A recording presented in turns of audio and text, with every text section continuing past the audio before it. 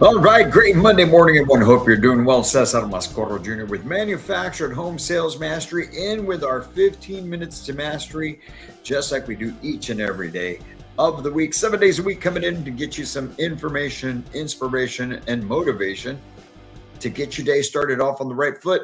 And today it's episode number 313 of our 15 minutes to mastery. That's right. Almost a year. Almost a year. And today we're tackling a brand new week. Today we're coming out in, what is it, September 9th to talk about time. Today we want to talk about time. We want to talk about being ruthless with your time. Yesterday in our Sunday recharge, I spoke to you about being in control of your time, being in control of your time by planning out your week, getting ready for the week ahead, breaking down your time, breaking down what needs to get done, and just going out and attacking the day. And I hope that you're ready to go and get it done. I'm coming to you live from Tyler, Texas, Mobile Home Masters, where I'm at this week doing our weekly consulting visit out here, or monthly consulting visit out here for the week with Jesse Pena, Ray Stadler, and the whole crew out here. Going to be spending the week with them, going and doing a whole bunch of training, and working with the whole group to make sure that they are operating and getting to that next level, man. But right now, we're talking about being ruthless with your time. Robin Sharma writes, they will realize your time is precious and they will value it. Who is they? Well, they should be you, first of all. You need to value your time. You need to realize that it's precious and value it so that other people will realize that your time is precious and valuable. Because if you don't value it, if you don't feel that it's precious, if you don't really work at being in control of your time, nobody else is going to care about your time. And they're going to use it, take it up, and just go at it without any sort of thought, right? And unfortunately, in sales in general, right? But obviously, we're here talking manufactured home sales mastery, all the housing consult, professional housing consultants, community managers, anyone that's involved in the sales side of things with manufactured homes. We're talking about you. And I understand that sometimes we feel that as sales consultants, we need to be available whenever. We need to just be open and ready to take on whomever, whenever, because if not, we're going to lose a sale. And that right there is what gets you into trouble. That's right there is where you feel that your day is all over the place, that you don't get to get anything done, that there's not enough time in the day because you let your schedule get dictated by customers, distractions, and obviously the lack of planning. Right. So we're going to explore today why you don't value your time, why we let customers take control of our time, and how to ensure that both you and your clients value your time. All right. But first, why is it that sales consultants don't value their time? Well, first of all, not being aware of the importance of time, right? When you don't fully understand just how valuable time is, well, then you lose it, and then it's too late, right? You get caught up in the day-to-day grind. You're without even realizing that every minute, which is money, every minute spent unproductively is time that you're never going to get back. Walking in the door like these guys are doing right now. And if you walk in the door without going straight to your office and jumping into your day where you're chit-chatting it, coffee, water cooler talk and all this other stuff, you're losing valuable time. The other thing is fear of losing a sale, right? You feel that you need to be available at all times, like we said, to close deals, do deals, answer questions, with that fear of setting those boundaries, because it may cause you to lose potential customers, right? So you sacrifice your time, and of course, now you're being pulled in all sorts of directions. Procrastination and disorganization is another reason why you don't value your time. When you procrastinate on things, I've been hugely guilty of something like that throughout my life. I hated it. It just made things so bad for me at times, right? And then being disorganized, not really understanding what needs to get done, not having a firm grasp on all the tasks that need to get accomplished. And that leads to not valuing your time. And of course, because of that, you get overwhelmed by tasks, and you also are underestimating long-term success when you're just thinking about what I got to do right now, what needs to be right here. Oh, this customer's and you're not focusing in on the long-term success. You can also lose sight and control of your time. So why is it that we don't stick to a schedule?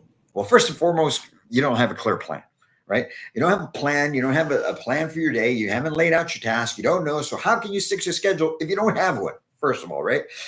Also, a fear of rigidity. You think that if I have a schedule and I try to stick to that, it's too rigid, and people are going to feel like they can't approach me. You can still be approachable. It just comes back to understanding that no is sometimes a full sentence. When people do approach you and try and take you away from your task, all you have to say no, and that's it. No, I can't at this moment. No, I will get back to you. Right? You've got to remain flexible in the sense of understanding there are people that will need your time, but they have to understand that their time will come. In other words, you'll make that time available when that is available to you, right?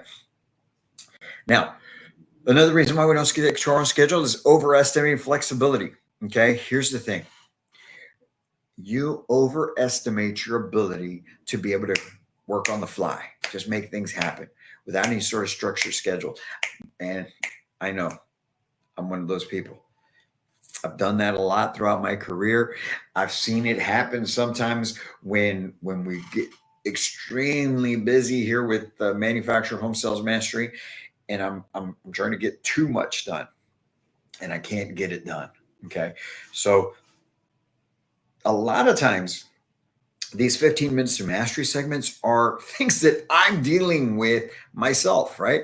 And so I want to share those with you so that you can understand that, man, this guy right here ain't got it all figured out, man. I'm learning as I go as well. And that one thing of just handling things on the fly doesn't work. If you're trying to grow, if you're trying to exponentially grow, it's just not going to happen, right? The other reason is client demands. You prioritize your customers' needs above your own schedule.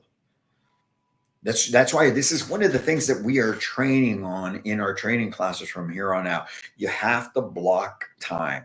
You have to go in time blocks, and that's where you fit the things that can get fit in for that day. And then the other things move to the next day and so forth and so on, because you still have to make progress each and every day.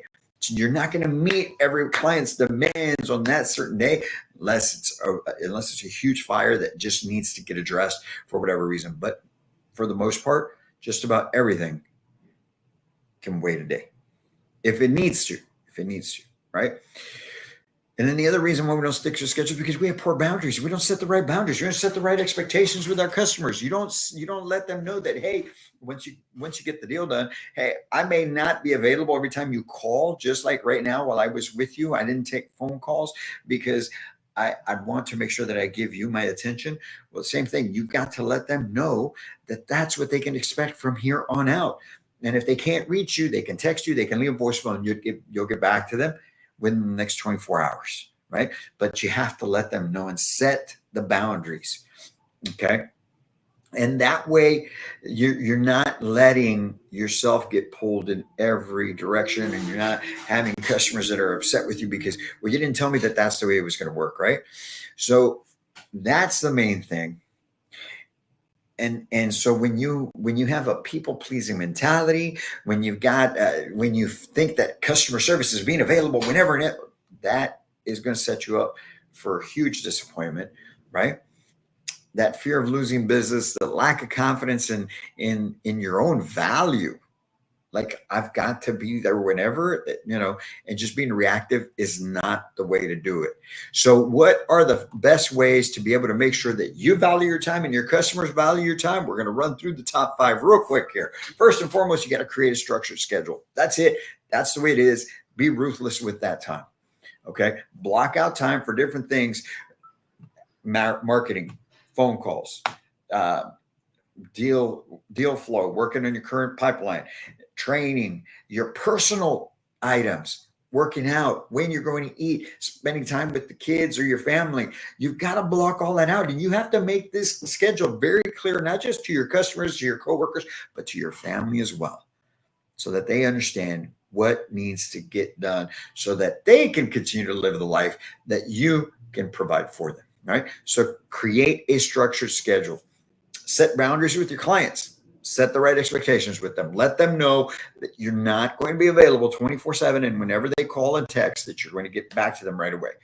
You need to set those boundaries.